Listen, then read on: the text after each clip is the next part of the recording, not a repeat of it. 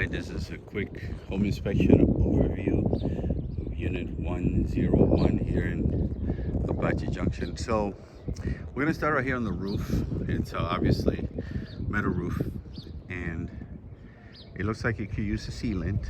We got a couple stains inside by the laundry room area. So the edges of the metal roofing could be resealed. That will prevent any water from coming in, as you can see over there, on that side right here. So these carport or carport covers, we need to have.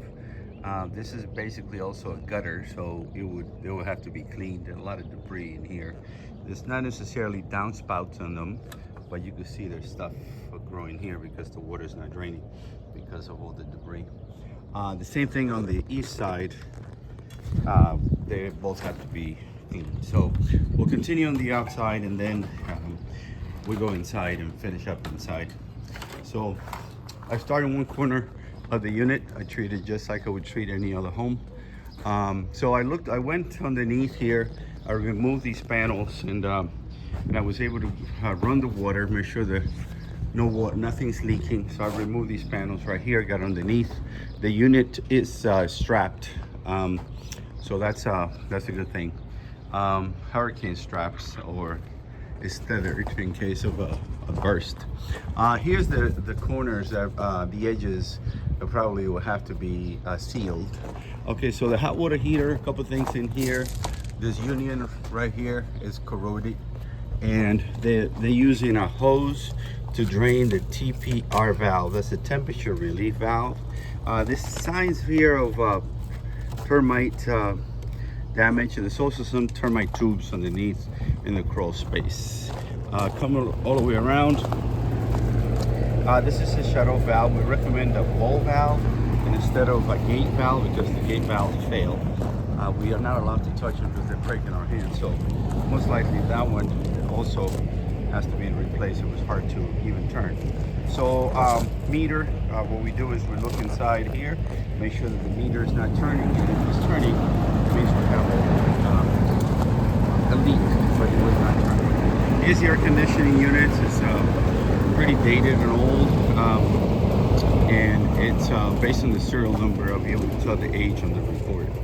But the temperature is giving me, the supply is about 60 and the return is about 65, so 5 degrees differential is not great. Okay, so going around here, this the steps and the handles are loose right here. As you can see, they have to be secured. Now go inside the house. We'll finish up inside here. So I start in one corner of the home, I go all the way around and come back to the same spot. As I do that, I'm looking to test the outlets, and I'll test all the windows and the walls, and then look obviously for termites in here. So there's no doors here on that closet. And then going all the way around here, a couple more things. Right around the perimeter. You will see in a minute, I'll show you. This is some staining happening right here. Some staining, as you can see. Open this up here. Some water stained, water damage. It is dried, so there's no current active water leak or damage. It's just the previous water damage. I opened this panel, the sub panel, and I looked inside here. A couple of things that needs to be sealed to make sure that little kids don't put their fingers in there. And I removed the panel, and I looked inside. All the electrical connections and wires and gauges are in good shape. Here's another closet, a door that is missing. I checked all the windows, all the outlets in here are good. Come in here in this bathroom. When you turn on the water leaks from behind here, from behind the shower head. Obviously, we need a stopper for the tub, and also the stopper here doesn't have the plunger that lift is in and out. Internally, not bad. It just has corrugated piping. It's not recommended because this pipe right here holds up basically moisture and mildew and bacteria. So it's recommended to be a straight pipe. So here's the air handler that goes with the air conditioning unit outside. I turn on the heat. It's supposed to be electrical heat, but I'm not getting any heat. And then after a while, the whole unit went and shut itself off. It's not operational. So the AC unit and the heating units are not doing well. So I checked over here, the appliance, checked behind the refrigerator, make sure there's no water damage. There's no water damage. And then I looked over here. This needs, the stove needs the anti-tipping bracket. And there's two burners that don't work. And I have it on the report, which is this burner right here and this burner right here. The light and the fans, that does not work. No leaks inside here. It looks pretty good. I was able to run the water for a while and also check downstairs. So as you can see here, the connections are okay underneath the sink.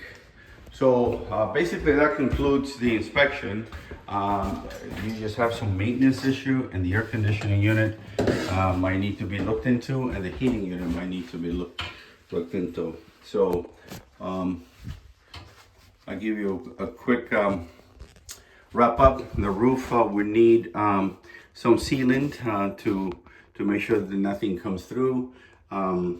The hot water heater would need to repair some corrosion on the connections, and the temperature relief valve needs to be piped with proper piping, not washing machine hose. Then the air conditioner, like I said, might need to be replaced or repaired. Most likely replaced. It's in bad shape, and it has the old refrigerant R22. The heating doesn't work. The flooring and the walls, and the structure seem to be in good shape.